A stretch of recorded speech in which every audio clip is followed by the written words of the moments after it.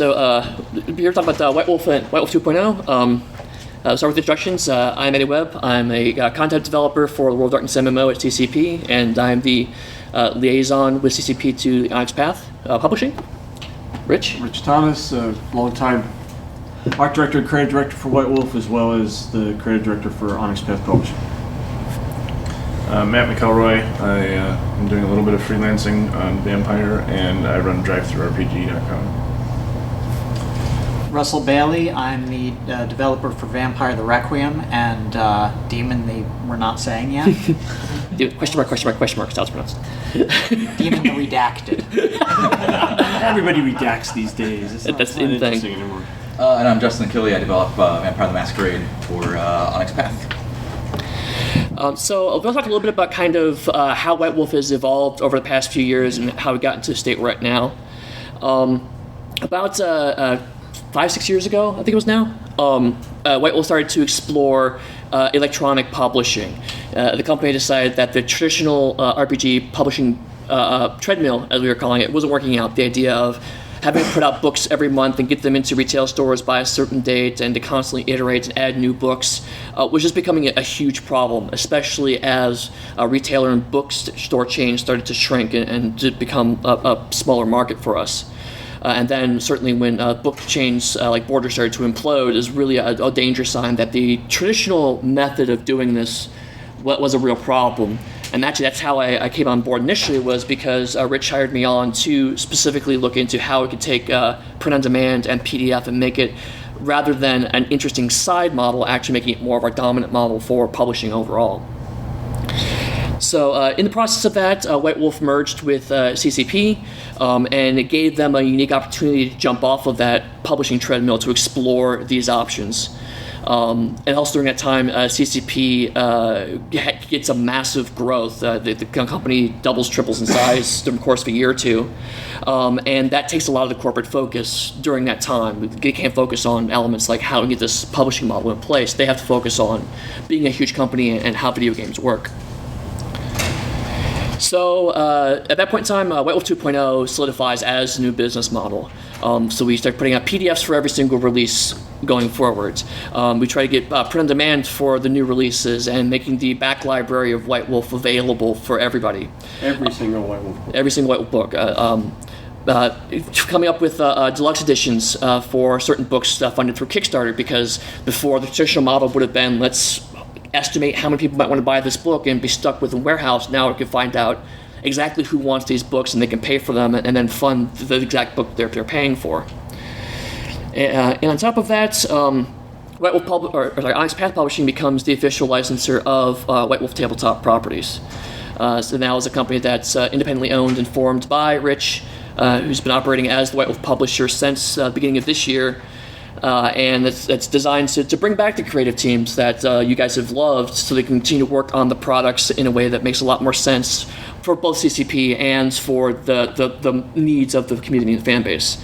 And the main website for that is theonyxpath.com. So where White Wolf is at right now, after we've gone through all these evolution and changes and a lot of things have been going on in the back end, what's happening right now. And I'll let Rich kind of fill in some of this, but the high points is that, first of all, there's going to be New World Darkness is still going to go forward. Mm-hmm. Hell yeah. There's going to be a focus on a large set of releases. Some favorites coming back as treats, but it's really more of a focus on material that makes sense for New World Darkness and making sure there's a kind of connective structure between those releases. And also stepping back from the standalone SASs. When I came first being on board with Rich, the goal was always to kind of have a library of adventures there that people can get access to, and to feel like they have get a sense of the variety of things that can happen in the World of Darkness, and that's happened. We have that library there, and again, it's on drive-through. It's there forever. It's right. PDFs you can get them printed out as print on demand. Exactly, and that's very much the shift in mentality. If we had been on the publishing treadmill, we would have to keep putting out modules or whatever every time to get people to think it's still viable. But now we have this library of well over a dozen, I think close to 24 now, SASs available. So they're available. And if someone says, hey, I want to play a Requiem game now, they can see, boom, there's 4 things, 5 things right there they can buy. We don't have to keep putting them out. They're always going to be persistently available. So the SASs are a really good example of the shift in mentality to making things persistent rather than having to churn through a cycle of releases. Next on the 3-part reschedule, Classic World of Darkness, as we've been seeing through the amazing response we've been getting from things like B20. We moved on to things like the B20 Companion, the Deluxe B20 Companion, Children of the Revolution, and again, we're continuing to get just really good responses. People are really engaging in these, so we're going to continue to have more new Classic World Darkness products. Starting, Werewolf the Apocalypse 20th Anniversary Edition is close to being put together. It's going to go start Kickstarter on Tuesday. And we're going to keep doing Kickstarter for the deluxe books. So keep experimenting, trying to find the best way to do that, but the real goal with that is it's a good way to get that deluxe experience to people. It seems to be working overall. But obviously, there's a learning curve, and Rich and Justin and the rest of the teams have been finding ways to make those better and to make a better experience for fans, but also to get things to where they need to be. But the core model of selling directly to fans to get those deluxe experiences seems to be working well, and so that's going to keep happening. As well as trying to fill in gaps from the classic World of Darkness library. When Mage the Ascension wrapped up, there were a lot of Technocracy convention books that were left undone, and so we're going to start filling in those. Ryan Macklin is the developer currently on New World Order for the convention books, and that's In layout. As I say, I know the text is done and some of the art's done, and so those are going to go forward as we continue to discuss what's going to happen with the possible Mage 20th. And then finally, Exalted. I'm not going to go too much into this, but Exalted 3rd Edition is something that's in progress. It was pretty evident a number of years ago that Exalted really needed a serious overhaul in order to keep that fan base vital and to return to the glory of what made Exalted so awesome to a lot of fans. And that just wasn't possible without a new edition, and a new edition wasn't possible until we could get the business model into a really solid state. And now we're actually at that state. There's a new Exalted team on board. Some people have been working on 2nd edition heavily, such as like Holden Shearer and John Mork, as well as Jeff Grabowski, who worked on 1st edition, is teaming up with those guys to help plan out. Created 1st edition, yeah. Yeah, certainly. I mean, helping plan out kind of where all that's going to go anew.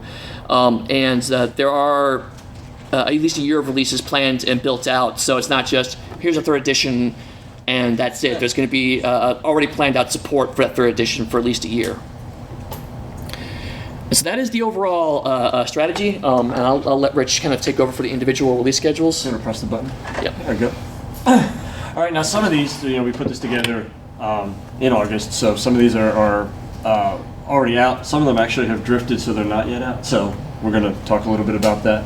When we put up a schedule, just so you guys know, it is like a framework of what we want to do, not necessarily it's not carved into stone that this is going to be definitely in this month, because a lot of factors come into play on this. We have to be fair, White Wolf has a long reputation of being absolutely accurate and vital on their schedule. We never miss. But in this particular case, we were pretty tight. We were hammering a fair bit back in the day, and of course that was part of that whole treadmill feeling. So there were books. I know this is crazy to say.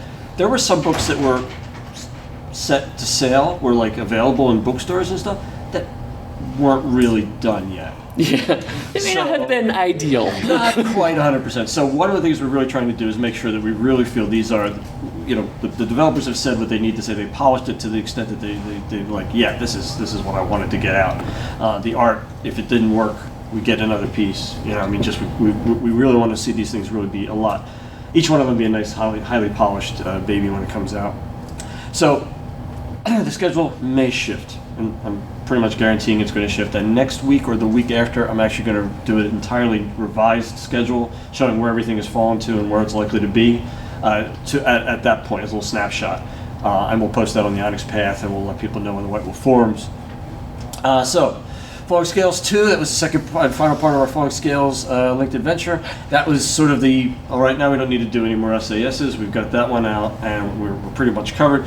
There will be SASs, there will be adventures that show up in new rule books, like for Mummy, for example. Mummy Yep. will have an SAS.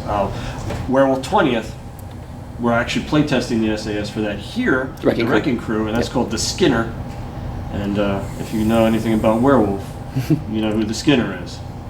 And I was not going to okay it, and then Ethan Skemp said, no, I really want to do this. So, okay. We get the That's already out. That's for sale, drive-through. B20 Companion? B20 Companion has shipped, and just about everyone who it shipped to has actually gotten it. Mm-hmm. There's been a few people who moved and didn't bother to give forwarding addresses to, so now they're upset because they didn't get their book. Give us your address, we'll try to get you a new book. That's, we want everybody to get them that ask for them. Silent Knife, however, has continued to slip. We now have a cover for it. So it's going to go into the approvals with CCP. Yep. That's one of the things, part of this Actually, that was license. approved. One of this license, well, the inside was? The cover was, yeah. Yeah, but the inside wasn't. That there's an approval process that CCP still, loves White Wolf projects and properties. Is not just going to let me run amok with them, Right. but And that's where the liaison element comes Right. in. Is Rich sends me the material, and the freelance send me the materials, and I bring them before the stakeholders to TCP, and I get the thumbs up, thumbs down, and move forward with the process. so that's another thing that kind of drags things out sometimes, but is also a really good part of the process. We've been getting Silent better at it. Knife, I think, in October. Blood Sorcery. Is Silent Knife Jim Louder? Jim Yeah, Robert he's the edited, editor. yeah. Okay. This was the second of the fiction contest winners. The fiction contest we did back 142 years ago. 2004. Back before there was movie type. Way before I was hired, that's for damn sure. And Blood Sorcery, which is also newly out. It was we put it out a week and a half ago. 2 Yeah. months? It's number one seller on drive-through right now. Is it really? Yeah. Yeah. Good for Yeah, and it's got some light critical buzz. I need to buy one too. And that's for Requiem, and of course it's, as it says, a book exploring the secrets of vampires use blood and mystic rituals, new powers, in-depth histories of blood cults, and infamous sorcerers. You had your hand up a moment ago? Yeah, I just had a quick question. I didn't hear the author for Silent Knife. Blanking on his name. He's a new author for us. He's done a couple of freelance pieces for us. Is that Joshua? Huh? No, Joshua did the other one. No, Joshua Deutsch did Strangest in the Strangest in the Strangeness. That's right. That's his. No, I worked on that manuscript for a year and I'm blanking on his name. I know. I am. This is what it's like to forget books, tired books, Rich, huh? I swear to God, I do not recall. World of Darkness Mafia. He forgot World Darkness Mafia entirely to the point where he denied it existed. I blanked it out, Number man. 33. No, I mean he's actually. No, he was a real good writer. I remember because actually I used him on one of the Exalted SASs, and that was. David Nuremberg. Okay. So I mean, he's experienced, but he's not. He wouldn't be a name you guys necessarily recognize. Right, He's not like just a Lee. newer writer for us. Aaron Dembski-Bowden. Right. And September, which we're almost done, aren't we? So it's not gonna be out by tomorrow. That hasn't come out. But it will. It will. It is in layout, and I'm actually expecting to see when I get back on Monday, which is the end of the month, an actual entire book laid out, and it's what we call the first proof stage. So I can actually look through, see all the pieces are there, the editor, the developers that can go through it and make sure everything is the way he wants it. And that's Craig on layout? Yeah. Yeah. Who was the... Requiem, art director. Right. Ricker Mark director Did the clan books. Did all the layout for the clan books. We really expect it's going to be absolutely beautiful, but Craig is also very persnickety, and he Yes. takes a lot of time with each Very individual. precise. Like he kerns every word, all the letters. He made He also multiple did staple gorgeous. gifts for the clan books. Yeah, so actually, in the clan books, if you look at some of the stuff that's stapled to the page, these staples are on one side of the page. You can see the other side of the staple on the other side of the page. He spent a day making a piece of tape because we didn't have a stock image that was good enough. Craig is amazingly fine. Craig about gives this stuff. really good attention to detail, and I think Mummy the Curse is going to definitely benefit from that attention to We'll detail. benefit from it. Did a From beautiful currently, job on it, it's guys. It's just, currently it's not benefiting from drifting it. off the schedule. No, it's at that stage, and we're really looking, of course, to do also a Kickstarter for it because we like to do a really cool deluxe version of it, and potentially in a cool box thing that you slide the books into and stuff like that. But like an actual, like not a slipcase, but an actual box. folder with a box. Nice. Then the MMA SAS, which is being built at the same time, so of course it's just as late. Children Revolution. Book, Children Revolution. It's almost done. Yes. Well, the PDF was sent to the Kickstarters. This next month in October, we should be releasing both the PDF and the print-on-demand versions on drive-through to people who didn't kickstart it. And the deluxe, I actually have one of the proofs here at the thing, and I didn't bring it. Sorry. From the printer, so I'm pretty sure I'm going to approve it almost as is. They did a really nice job on it, and then they'll run into the printing of that and the binding and getting the nice embossing on the cover and everything. So now we go into the actual future.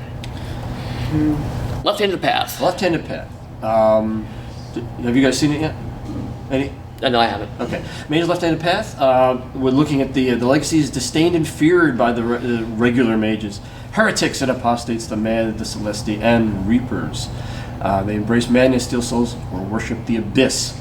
So, cool guys for Mage, the Awakening, and it is real close. I mean, it's been laid out. We just have to get you guys to take a look Yeah, at it. I think I've seen some of the art too. Yep. We're off the Apocalypse 20th Anniversary Edition. Never heard of it.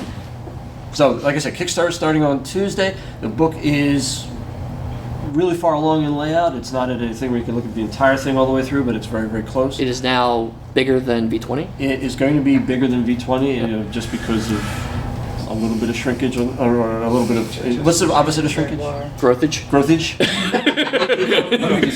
V20 Yeah. kept growing, Expansion's growing. kept growing, Yeah. and we're just like, fuck, knock it off, quit making this book bigger. Yeah, at one and now point- he makes a bigger book. Yeah. At one point, I remember actually, because I actually had to send an email to the V20 team, like, "Hey guys, in my current projection, we're gonna have like a 640-page book." And it's like, "So what?" It's like, "No, we can't do that." Didn't And then, we actually hit the physical limits of what our printer can handle? right? on Yes, that it one? did. Yeah. Yes. It's a stupid question, but the V20 for Apocalypse is going to be the same team, the same quality, the same everything as the Vampire V20. Well, it's not the same team. Different team, developed by Ethan Skemp with Bill Bridges and... Me. Eddy Webb. Yeah. So I mean, it's the people who worked on Apocalypse, and so we're focusing on making sure. I mean, I couldn't do the same justice to Apocalypse that Ethan or Bill did. So it's like I helped them out with kind of the transition, my experiences from V20, and some of the initial groundwork.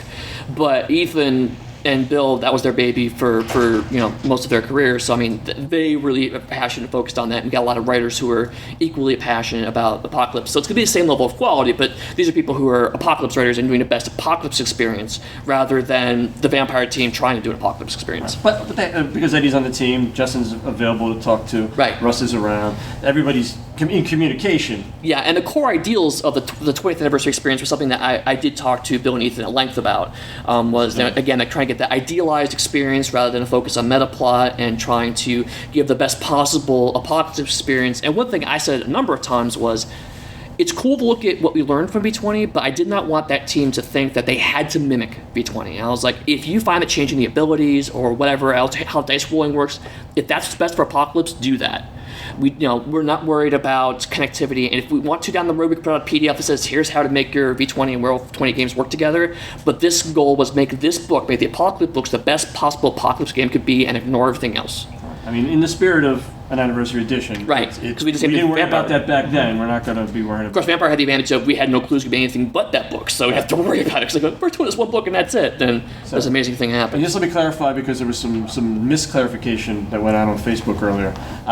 I don't know how much bigger than V20 the thing may be. It may be 8 pages bigger. It may be Right. 32 pages bigger. I don't really know. I just know that it will be. It's going to be bigger. We just don't know how much. Yet. But it is going to be full color throughout. It's going to have gilded pages. It's going to have bookmarker. It's going to have a really cool, leathery sort of covery thing like V20. But instead of the Leatherhead. Ankh being stamped in it, claw marks through it.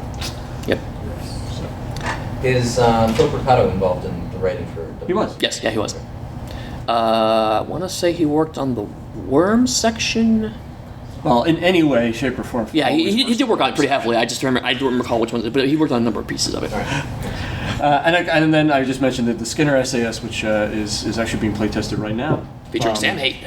And by the Wrecking Crew, and we're going to take the feedback that we got, just like we did last year with Dust to Dust from Grand Masquerade, take the feedback we get from the players here, and incorporate that into the actual way that we set the thing up. November. This is for Mummy. Yep. It's Guild Halls of the Deathless. It's being written. And we will see how close we can get to this. Obviously, we're not going to put it out before we put out Mummy. But it goes into the factions of the Arisen, which they're called guilds. That's their kind of political factions. Yeah. And then also it's going to have the first part of an ongoing adventure. Undersigned 2. Hey, Justin, you want to talk about that? In development right now, I am probably 1/3 of the way through it, still gathering some of the drafts. But basically, as I finish with this, I'm putting all of the text up in its raw form. I don't know if I'll continue using Google Drive or we have another solution there. But basically, as we finish, we put it out, get you guys to look it over, see what we like, what we don't like. You know, I don't want to change anything radically in a post-developed document. But if I've done something stupid like, I don't know, put Reykjavik in the middle of Arkansas, Where it belongs. Had a river flowing the wrong direction. And then New World Order, we talked about this a little bit earlier. This is the first of the number of the convention books. And again, that's being developed by Ryan Macklin, who worked on the Dresden Files RPG, among other things, and is a huge Mage fan. Which is one of the really great things about working on these projects with Onyx Path is that we're at the stage now, we've got classic creators like Justin and Bill and Ethan, and we've got guys who grew up, getting excited and interested in our things, and now have an opportunity to actually work on the projects that they fell in love with. So there's a lot of back and forth with that sort of experience, which is really great. A perfect example of that, actually, it's not quite on here yet, but Stu Wilson is going to be developing some of the upcoming Werewolf 20 support books, and Stu Wilson started on as a Forsaken writer because he was in love with Apocalypse, but Apocalypse had gone by the time he got hired on, so he started working on Forsaken, and now a chance to actually work on Apocalypse. He's very excited about that. Stu's all over the place. We got him on the Blue Books too, and he might. He's working on God Machine Chronicle. Yeah, Stu's a machine. Stu, He's a Scottish machine. I mean, that God Machine Chronicle? He's got a piece of fiction in that too. Yep. So one of the things I'm doing with the New World Darkness is there's going to be 2 of these what we're calling chronicles, but they're not like just adventures. They're actually a real strong look at a particular way to play, both Requiem and the core book. And the God Machine is the chronicle for the core book. And we're going to lead into that with fiction anthology leading into that. So it's going to be some pieces we pull from previous New World of Darkness source books that we think really set the stage for the God Machine. Mm-hmm. And then new pieces, a lot of new pieces that'll be in there, and then we'll probably also use in the thing itself. Yeah, so, and that's Matt McFarlane's developing this anthology. I know I have a piece in that. I think Jess Hartley has a piece in this, and a couple other of our established writers. So you see a lot of writers you recognize. There's one in there. Yeah. Yep. And then this is the Book of Changing Breeds. This is a deeper look at the Farah for Werewolf 20th. And again, this is the start of the books that Stu Wilson's working on. And we have a number of and unlike V20, where it was we did the one book and then said, oh, maybe we should do some more books. This is a case where we came in planning how we do some support, and we were able to do things like, okay, we're not going to focus so much on the Farah and the Were Creatures in Werewolf 20 because we know we're going to have this opportunity to do a follow-up book on that. So really would be over 600 pages. It would have been huge. That was something we talked about. Actually, a lot at the beginning was how much we're going to go into that. But it was nice to be able to know, okay, we have this option, so we can make decisions based on that. And Anarchs Unbound, we were talking about this just recently. Not an hour ago. Justin? Yep, that's the one we just did the live outline for an hour ago. I have writers lined up for it, so we will take that outline that we just did and flesh it out and pass it on to those writers and get going on it. I just can't imagine Anarchs in V20. Awesome. Should be great. And then also in December, we have Exalted 3rd Edition, which we were just talking about. It looks like they're projecting about 400 pages for that. That's what they're aiming for. Yeah. How far along are they on that? They've started hiring writers yet? Play tested more rigorously than any White Wolf product ever before. Well, bear in mind, they've been working... In that it was play tested at all. There's that, but also they've been actually working on what they would do if they had a chance to do 3rd edition for years, for multiple years. Yeah. So they, going into this, they already had an idea for how they wanted the combat system to be revitalized. I mean, there was a lot of stuff. So when I say they've already play tested it, years ago, and now they're bringing it forward with the. As opposed to our usual policy was, we should do this book. Oh, hey, it's due in 5 months. We should start now. Yeah, knowing that would happen. No way.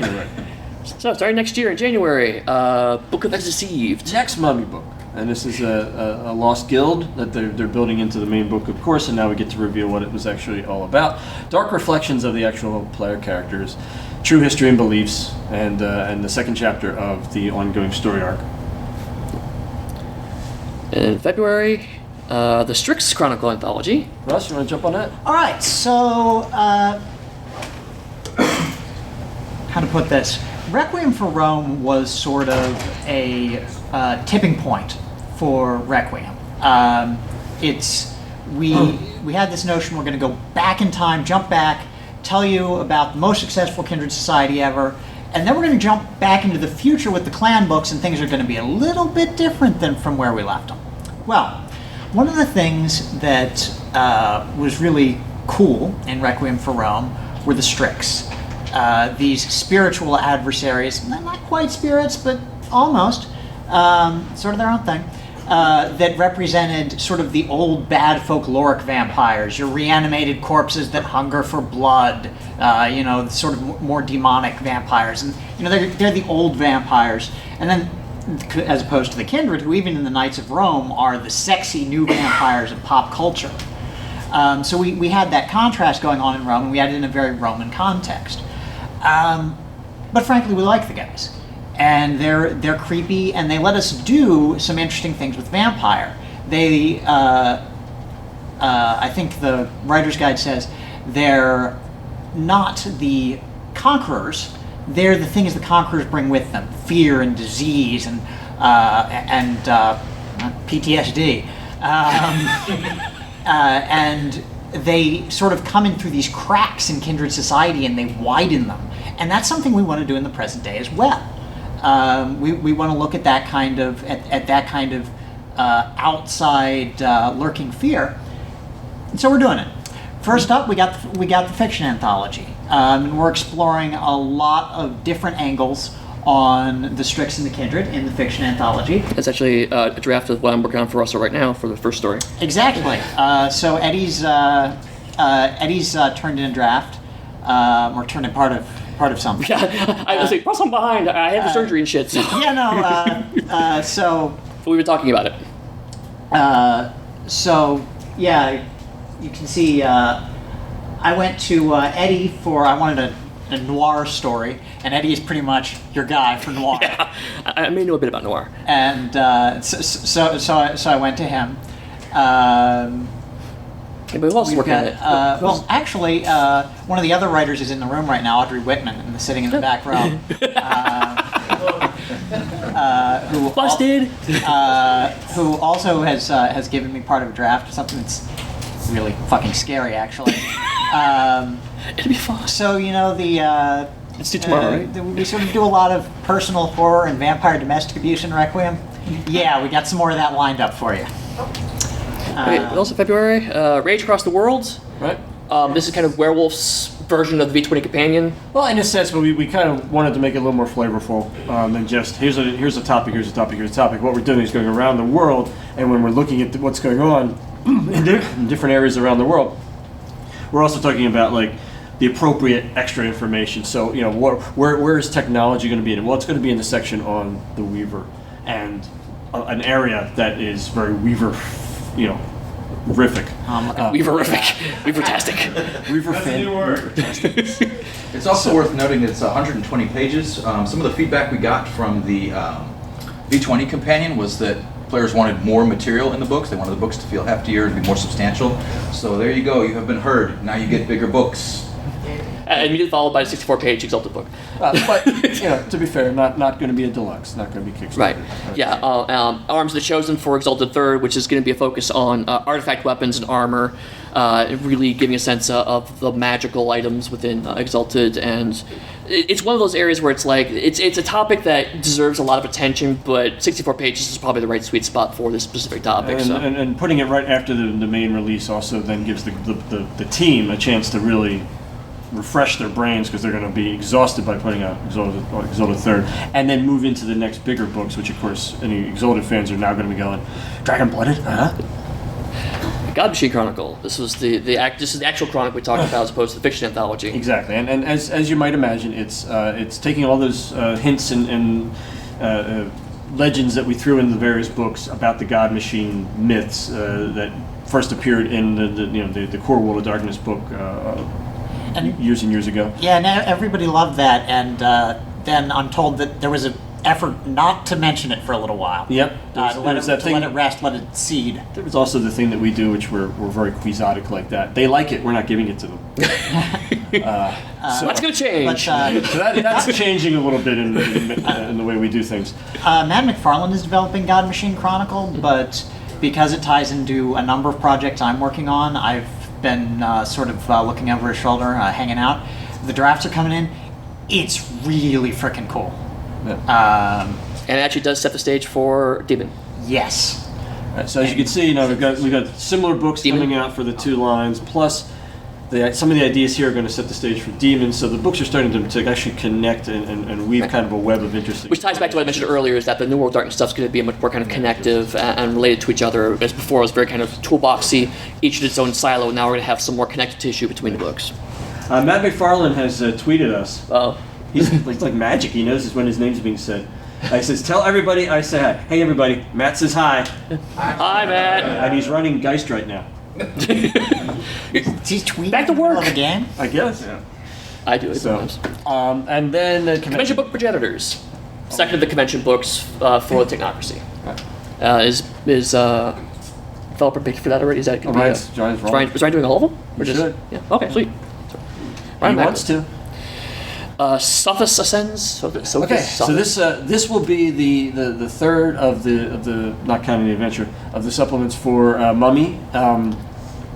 We will see after that how interest in Mummy goes. If there's enough interest, just like we're changing, if more people want more books, we'll look to put more books on there. But at the current time, this would kind of make our limited series, pull it all together, and it'll be a nice thing. Finishes up the adventure, and it looks at the cycle of existence that the mummies are within. It's very important how they live and not live over and over again. And it should be quite a lot of fun, good things in there. Rights of the Blood. Justin. Yep. Justin's tweeting now. Now I'm tweeting. I don't want to be Matt started it. Matt, if you hear this, it's all your fault. One of the things that I noticed in working on the previously released V20 support titles is that players don't want a huge bunch of rules getting in their way, but they really like powers. If you go back and you look at 2 of the strongest selling books we had in the revised era line were the Blood Secrets Thaumaturgy Variations books.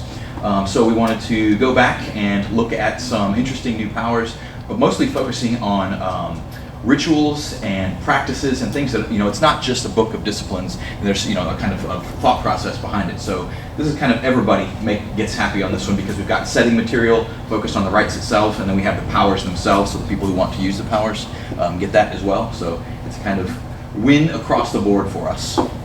Is that going to include some of the powers that just, for lack of space, were left out of V20, like people were asking for like abyss mysticism and all that? Potentially. I haven't outlined it yet. I don't know 100% what's in it, but the things that I've watched, there's a big call for abyss mysticism. There's a big call for more of, and you saw we did it in the Anarch's book too, the combination disciplines. Yeah. So looking more at seeing what people want, and we'll outline it that way. And I'm guessing you have another open development process for that outline as well. Absolutely. Yeah.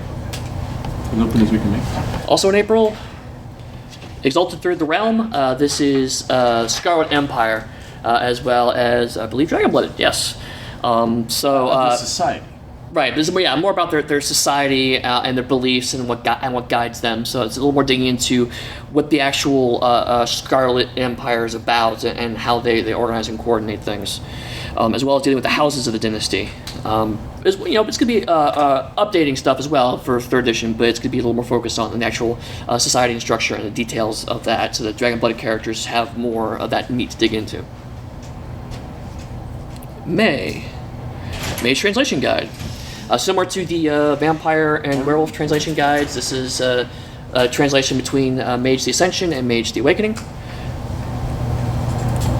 And also Book of the Worm. Book of the Worm for Werewolf 20. Another book I'm working on. Yeah, and it's Book of the Worm. What do you want me to say? Right. It's gonna be really cool. Yeah, the Black Dog Game Factory part, that's the part I'm working. Yep.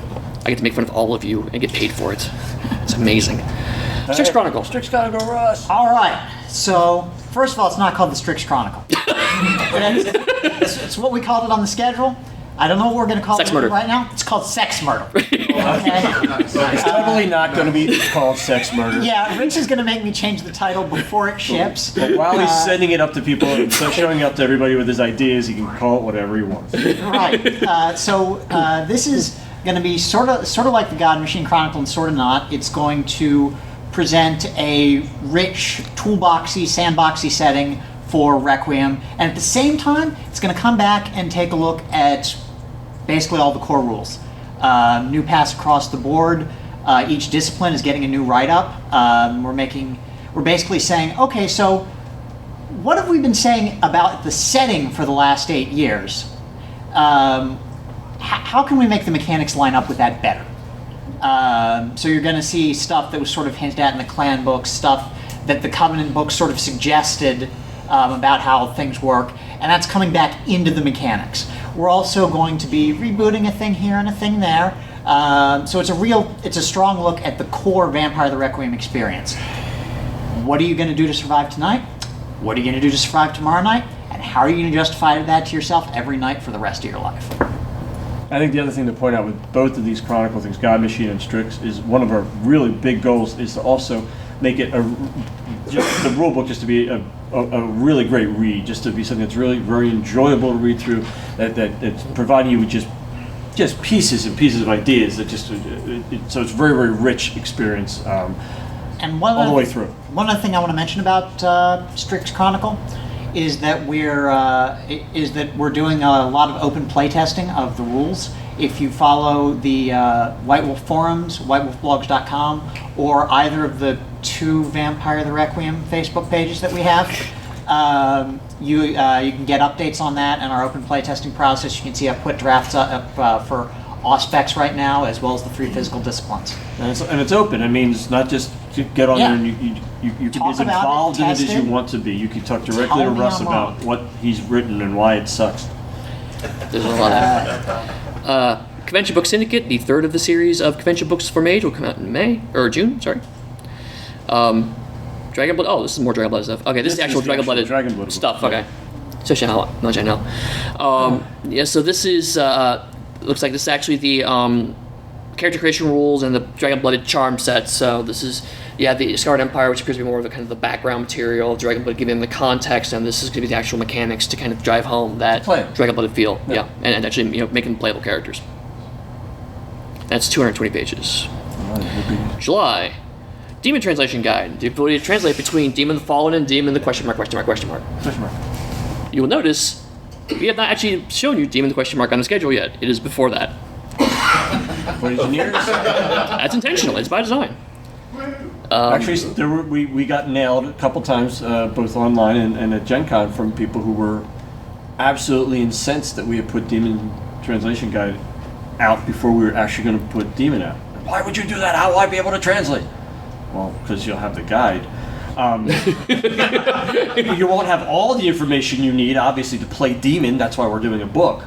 But what it's going to do is give people a really good idea of what kind of characters you can make once Demon actually is out and running. So It's like a teaser. Right, it's a little bit of a teaser, but I think it'll be useful. But again, it's a little more strategic, but it goes back to the Demon Translation Guide is never going to go out of print, so you don't have to worry about, if you buy a Demon Translation Guide, Demon's going to come down the road and it's going to be there. But when Demon comes out, that translation guide's still going to be there and just as valid, and to people who didn't buy it beforehand aren't going to have that conflict. Right. So when Demon's finally launched and someone says, hey, I want to see how Demon works together, translation guide's right there, they can jump on it and move forward.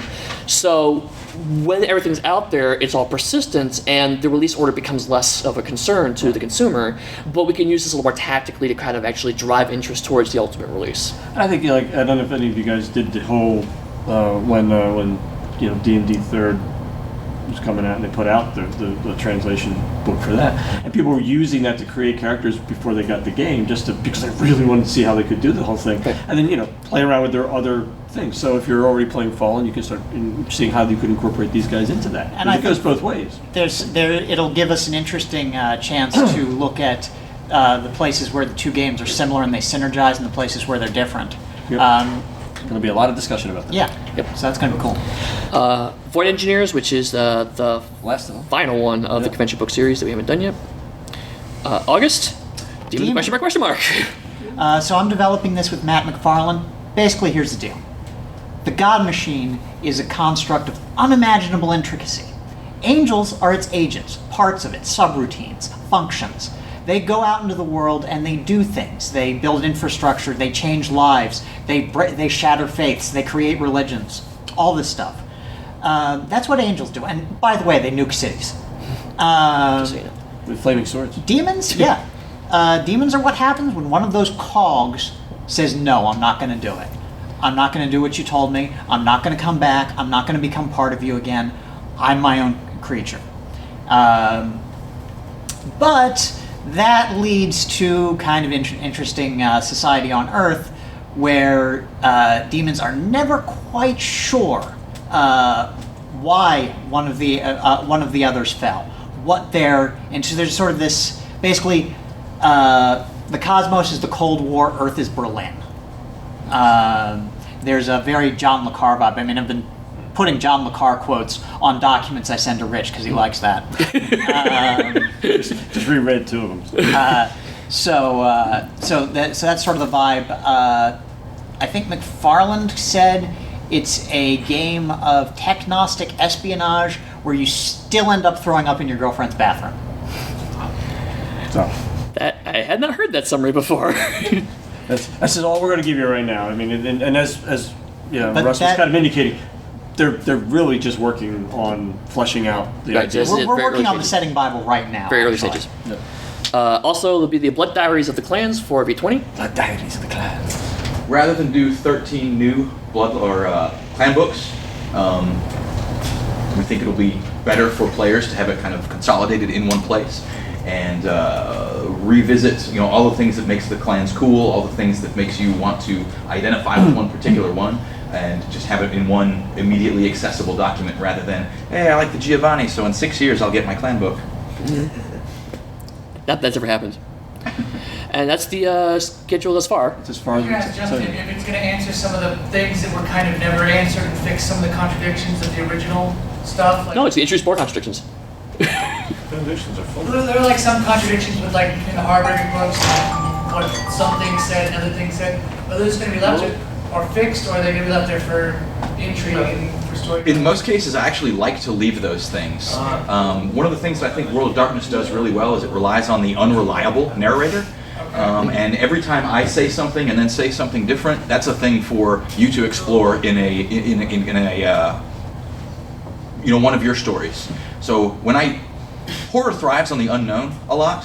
So my go-to example here is, you ever watch the original Nightmare on Elm Street? And like you see Freddy Krueger in shadows, and he never really shows up on the scene. It's actually, it's really scary. And then, in the 10th one, he's in the sunlight, and he's driving a bus, and he's going to the Hanging out with Jason. yeah, it's great. But they ceased being scary at that point, and instead they kind of relied on shock or grossness. But when we have horror, when we have things that you don't know, that you can't quite see all of, or that different contradictory stories on, in those crevices, that's where the horror really breeds. As also part of this, we are also working on getting our print and demand product schedule, which I can't call print and demand, so it's now in print, as Matt tells me every time I do this.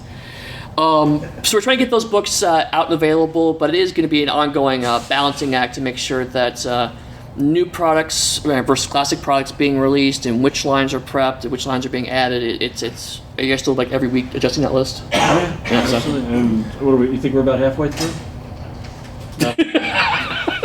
Not halfway through. Thousands. Over 1,000 But books. I activate more print books every Thursday. Okay. So, Yeah, and actually Ian Watson's been good about posting on the onyxpath.com each week which books are activated, so you can start watching on the onyxpath.com, hey, which books are coming out. I don't know very much about the process that goes into making a book available for print on demand versus just download the PDF. So I'm curious then as to what the difficulties or what. Lack of files? well, A lot of our books, especially our older ones, there's no electronic files. And part of it is the printer that we're using uses a completely different technology than an offset printer Okay. does. So the files, we can't just, oh, here, we printed this book You can't 10 just say, years here's ago. the PDF, don't make a Right. book. So people have to actually tweak and adjust and recreate the file to give to the new printer. And we've got some things in ancient file formats as well. Yeah. Yeah. Now the advantage is that a lot of the people who laid these books originally are now actually working with Drive-Thru RPG directly on these books. So in a lot of cases, the guys who laid the books out originally are doing this work again, so they can get very much, people like Mike Chaney who say, I meant this book to look a certain way, and make sure the book still has that kind of visual imprint. But that's just at GenCon, Eddie read that all out. And I'm not doing it again. So There's a lot of books coming out. there's a lot of books in there. And Bunch of those are active already. These Right. the whole presentation is available. So if you wanted to find those books and read them over yourself, you can get it online. Also, Kickstarters. I'll let Rich go into this. And with the Kickstarters, just very briefly, we're still exploring. I mean, we said the very first one we did at the beginning of the year that this was an experiment, that we were trying to find how this works and the process of it. It's still very, very new kind of proceedings. People are still finding weird ways to do it. Other people are making over $500,000, like Monty Cook the genius. So Genius Monty. Super genius. super genius. No, he's just a genius. And so we're still doing that. Like I said, we're starting the Werewolf 21 on Tuesday with I think a lot of cool rewards and things like that. With the Kickstarters, the thing we were learning was, of course, getting a handle on the release dates and shipping, and trying to be realistic about those, and make sure everybody knows that, so that there's not a big breakdown in communication. Shipping to Europe. Yep. And then these are currently the planned Kickstarters. Now, we may change this. There may be things we pull off of it. Like I had originally thought I would do the Mage convention books as a Kickstarter sort of thing, and I decided, no, you know what, it's going to be too complicated and too much, it'd be messy. So we pulled that off, but these are the ones we plan to do right now, and we'll see. And with that, do we have any more questions? We got about 10 minutes left. Yes, Brian. I see you're redoing the convention books that were never published for the Mage line. Correct. There's other books that were never quite published, missing books of Yes. the same spot books. Are those going to be published? Is that a possibility? It's a possibility. Right. In fact, specifically, at GenCon, someone asked about Changeling books, because there was apparently a Kith book that was not released. Kith book Boggin is the one Right. that comes to mind. I think there's like 3 of them I can think of. But Yeah. Basically, a lot of this iteration, like, we did V20, it was meant to be just kind of a one-time celebration thing, and then it's like, oh, well, let's try a few more V20 books, and that did well, so let's try Werewolf 20th, and see how that goes. So a lot of these have been kind of, how does this, does this make sense? I mean, if the convention books that people really gravitate to, hey, I'm filling in these missing gaps in my collection finally, then looking to some other living gaps. Like, for example, I know that every year at GenCon, it seems, Matt McFarlane comes to me and asks me, hey, so when we do those missing Dark Ages books? Because he's really passionate about doing those. And it's like, well, that's like a zillion no, books just that you want to be a do, Matt, so. Just no, just to be a jerk. So, I mean, certainly I know there are other gaps in there, but I mean, it's do this one, see how it goes, do this one, see how it goes. For a lot of classic War Darkness stuff, it is very kind of do one a little bit more, do a little bit more, do a little bit more. Thank you. Any other questions? Yes? And who do we contact for copies of the slides? Where do we put the... There should be on Drive. Did you guys come up in Drive RPG? Should be on drive-thru. It'll be on Drive. Search it. Yep. You had your hand up? So, any plans to republish or redo, like, LARP rules? Actually, the LARP rules are, at least the original books are still online at Drive RPG. Now, in terms of doing an anniversary edition, that's a separate license, and that's being negotiated right now. But the original Mind's Eye Theater, I think all of the original Mind's Eye Theater books now are available through Drive RPG in physical as well as PDF If form. you're updating the old version, the anniversary editions. Right. If there's Yeah, that's a separate updates license, to so. Mind's Eye. Right, absolutely. Obviously very important for this particular Right. group of people. Any other questions? Okay, thank you guys very much. Thanks, guys.